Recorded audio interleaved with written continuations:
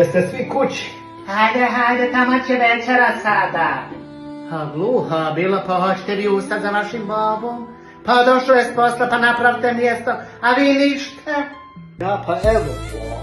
Čekaj, tetka, samo još ein bild. Ma dobro, sestro, pust djecu kraj. A ma šta pusti kraj? Pa jel ti se sjećaš da smo mi prebul noge kad je baba nam dolazio s posla, a vidio u tvojih dvoje? Pa nemoj sada to, tako je bilo prije, sad je opet nešto drugo. Pa djevako, pa to nigdje nema, pa treba se ustati napraviti mjesta svojim ocu. Pa djeca draga, vi ne vidite, pa on jedva hoda. Pa vaša majka vas nosila 9 mjeseci u stomaku, a on vas nosi na ramenima dokle živite na ovim svijetu.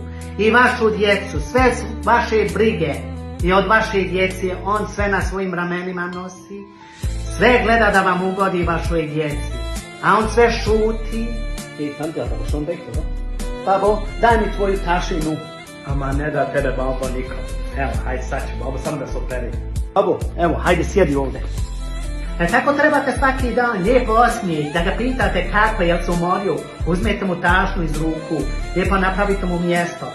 Kad njega nema, onda džabe kajanja, nema ga više na ovim dunjaluku. Zato cijenite ga, poštujte ga, volite ga svaki dan dok je još živ na ovim svijetu.